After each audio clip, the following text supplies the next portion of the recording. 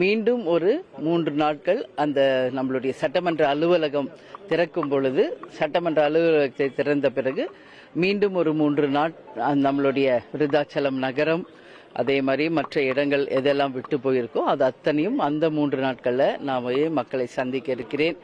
நான் கொடுத்த வாக்குறுதிகளை நிச்சயமாக சட்டசபையிலே பேசி இப்போ ஆட்சியில் இருப்பவர்களை, முதல்வர் அவர்களையும் அது துறை சார்ந்த அமைச்சர்களையும் சந்தித்து நமது தொகுதிக்கும் மக்களுக்கும் வேண்டிய அனைத்தையும் உறுதியாக பெறுவேன் என்பதை இந்த நேரத்திலே நான் தெரிவித்துக் கொள்கிறேன்.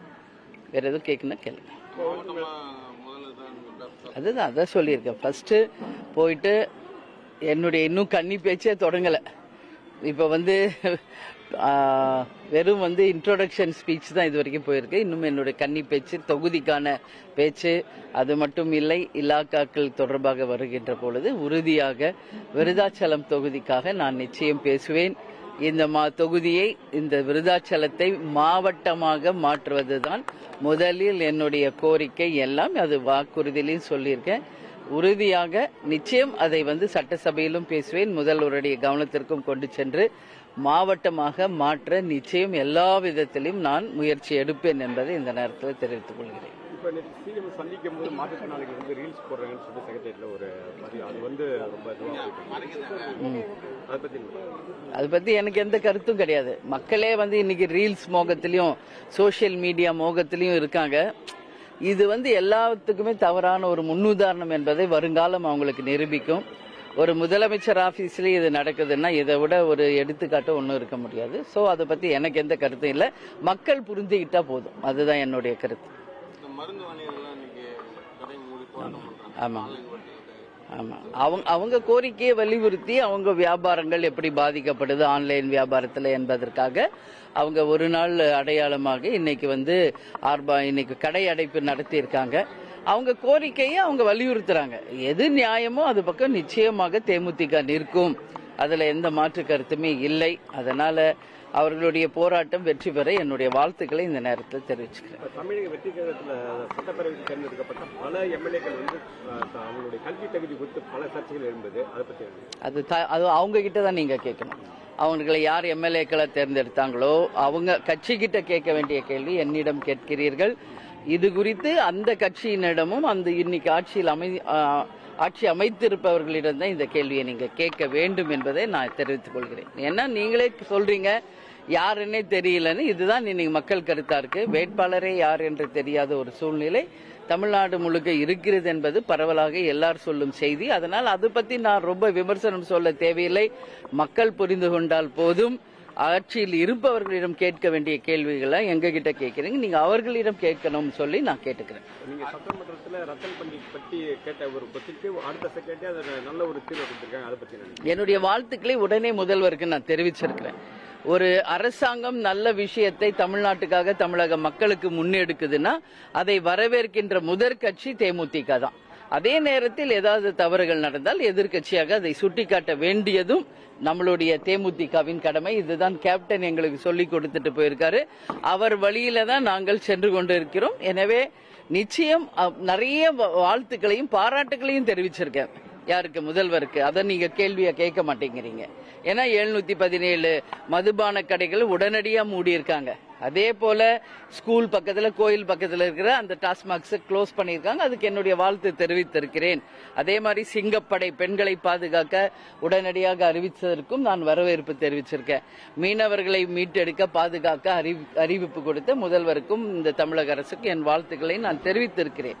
அது போல இந்த மக்களுக்கு, நாட்டுக்கு முன்னெடுக்கிற விஷயத்தை தேமுதிக என்னைக்கும் ஆதரிக்கும். அதே நேரத்தில் இந்த அரசாங்கம் தமிழக மக்களுக்கு ஒரு தவறான பாதையை வழிவகுத்தாலோ காட்டினாலோ இளைஞர்கள் தான் இதை நம்பி ஓட்டு போட்டிருக்காங்க. அப்ப இளைஞர்களுக்கு நீங்க என்ன முன்னுதாரணமா சொல்றீங்க? அதுதான் நான் அன்னைக்கு கேட்ட கேள்வி. அதனால் குதிரை பேரம் இல்லை என்று சொல்லி முகத்தை மூடி சென்றது யார்? அதே போல இன்னைக்கு குதிரை பேரம் இல்லை என்பதை வெளிப்படையாக முதல்வர் அறிவிக்க வேண்டும். இன்னைக்கு அதிமுக ஒரு குரூப் அவரே நேரடியாக சந்திக்கிறார். அது எந்த வகையில் நியாயம் என்பது இன்னைக்கு எல்லாருமே கேட்டுக்கிட்டு இருக்காங்க. அதனால இன்னைக்கு நமது மதசார்பற்ற வெற்றி கூட்டணியில இடம்பெற்றவர்கள் எப்படி எந்த நிபந்தனை இல்லாமல் ஆதரவு தெரிவித்தார்களோ அதுபோல அதிமுக இருந்து பிரிந்து வந்தவர்கள் நிச்சயமாக நிபந்தனை இல்லாத ஆதரவு என்று தெரிவித்தால் அது வரவேற்கத்தக்கது. இல்லை என்றால் உறுதியாக அது குதிரை பேரத்திற்கு தான் அது வழிவகுக்கும். தமிழகம் இதுவரை காணாத அந்த குதிரை பேரம் நிச்சயம் நடக்கக்கூடாது என்பதை தான் அன்னைக்கு முதல்வரிடம் நான் சொன்னேன். அதனால பரிசீலிக்கிறேன் என்று சொல்லியிருக்காங்க. எனவே உடனடியாக அந்த பண்டிட் அவர்களை இடைநீக்கம் செய்ததை தேமுதிக தமிழக மக்கள் அத்தனை பேருமே வரவேற்கிறோம். அதனால இளைஞர்களுக்கும் தமிழ்நாட்டுக்கும் நல்ல உதாரணமாக நல்ல ஒரு எடுத்துக்காட்டாக இந்த அரசு அமைய வேண்டும் என்பதுதான் நம்மளுடைய கோரிக்கை. கவுண்டமணி எம்எல்ஏ கனிமொழி அவங்க சோபால உட்காந்து மற்ற அதிகாரிகளை பண்ணி அது அவங்க கிட்ட நீங்க கேட்கணும். அதை பத்தி எல்லாம் என்கிட்ட கேட்ட நான் என்ன பதில் சொல்லணும்? இது அவங்க கிட்ட நீங்க கேட்க வேண்டிய கேள்வி.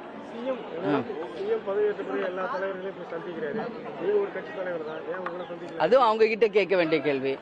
ஏன் கேப்டன் கோயிலுக்கு அவர் வரல, நீங்க என்கிட்ட கேள்வி கேட்கறீங்க? இதுக்கு பதில் சொல்ல வேண்டியது நான் கிடையாது, உரியவர்கள் தான் அதற்கான பதில் சொல்லணும். நீங்க அவங்க கிட்ட கேளுங்க இந்த கேள்வி.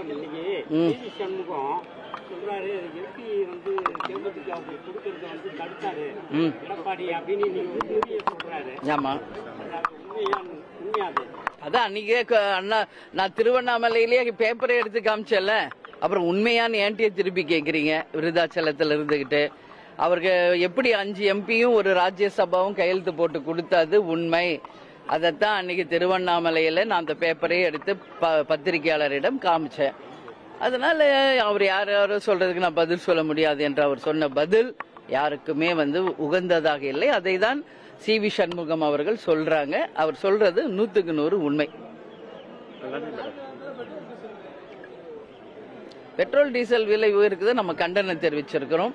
இது ஒரு மிகப்பெரிய ஒரு ஆபத்தான ஒரு சூழ்நிலைக்கு நம்ம நாட்டை கொண்டு போயிருது. நிச்சயமாக நான் சொல்றேன், மிகப்பெரிய ஒரு பொருளாதாரம் மிகப்பெரிய சீரழிவும் எதிர்காலத்தில் மிகப்பெரிய ஒரு மீண்டும் ஒரு லாக்டவுன் வர்றது கூட வாய்ப்பு இருக்குதுன்னு சொல்றாங்க. ஏன்னா பெட்ரோல் டீசல் விலை உயர்வு ஒரு பக்கம், தட்டுப்பாடு ஒரு பக்கம், சிலிண்டர் விலை உயர்வு ஒரு பக்கம், தட்டுப்பாடு ஒரு பக்கம், எல்லா அத்தியாவசிய பொருள்களின் விலைவாசியும் உயர்ந்து விட்டது. கரண்ட்டும் இல்லை. இன்னைக்கு இது போன்ற பல்வேறு பிரச்சனைகள் இருக்கு. உடனடியாக மத்திய மாநில அரசுகள் இதுல கவனம் செலுத்தி தட்டுப்பாட்டையும் நீக்கணும், விலைவாசியும் குறைக்கணும். நான் முதல் நாளே அறிக்கை கொடுத்திருக்கிறேன். இல்லை என்றால் மீண்டும் ஒரு லாக்டவுன் வந்தாலும் ஆச்சரியப்படுவதற்கில்லை. அதை நம் தமிழ்நாடோ தமிழக மக்களோ தாங்கக்கூடிய அளவில் இன்னைக்கு பொருளாதாரமும் நம்மளிடம் இல்லை. இதான் உண்மை. 10 லட்சம் கோடி கடன் என்று இன்னைக்கு முதல்வர் சொல்றாரு. அதனால இதையெல்லாம் சரி செய்து அவரை நம்பி வாக்களித்த அத்தனை கோடி மக்களுக்கும் அவர் நல்ல ஆட்சியை தரணும்னு சொல்லி நான் கேட்டுக்கிறேன்.